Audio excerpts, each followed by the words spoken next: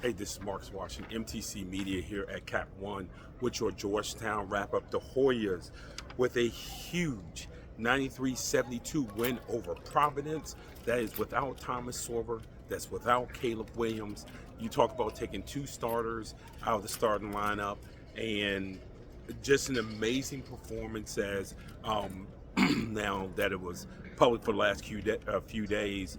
Coach Cooley had lost his mom earlier in the week, and if you watch my post game, you can tell it is weighing hard, and obviously condolences to the Cooley family and everyone who was touched by his mother. But there's no really good way to segue back to the game, but segueing back to the game, if you watch my pregame and some of the keys, and it started with toughness, right? It started with how tough Georgetown was going to be if they could gain real estate, if they could touch the paint, if they could do those things. And my goodness, they did it tonight. They got into the paint. I thought that Drew Fielder, the 4-for-11, doesn't explain just how good he was offensively. He had 9 rebounds on the boards, 17 points. Micah Peavy with a career high 30 points, and Jordan Burks tied his career high. He had 13 against Vanderbilt when he was at Kentucky.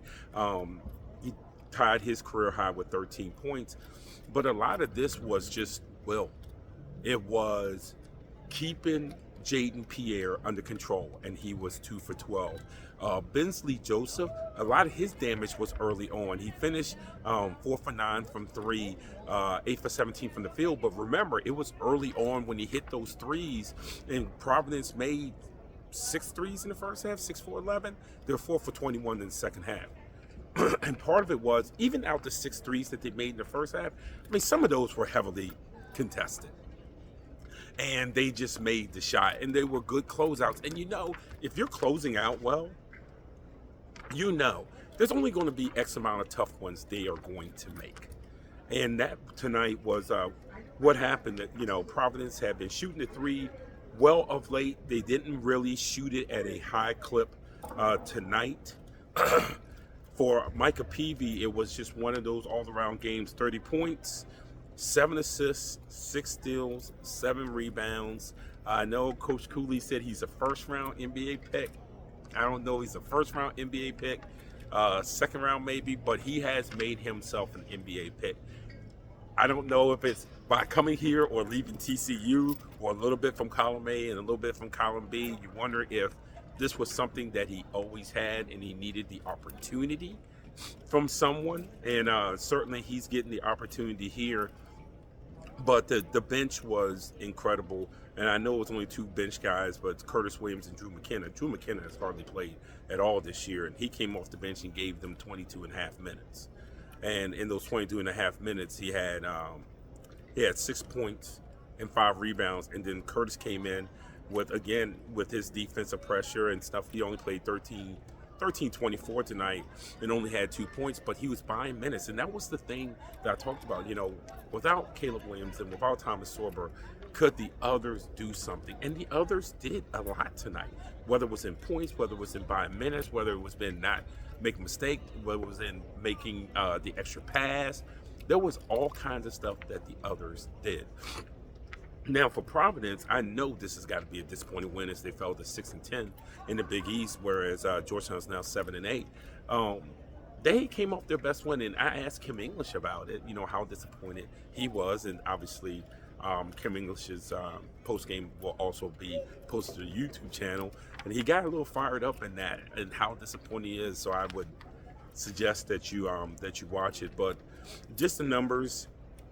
Georgetown shot over 50%, 50.8%, 43.5% from 3. They matched the total number of 3-point makes as Providence, which you would have never come into this game thinking that they would. Providence was 10 for 32 from 3. Georgetown was 10 for 23. So not only did they match it, but they were more efficient with it.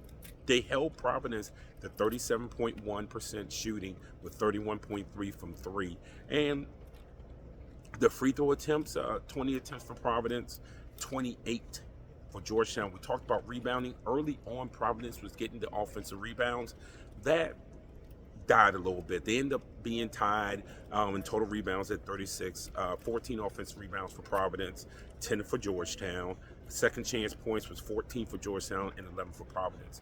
So in those toughness categories, Georgetown won those toughness categories, playing 7 players tonight.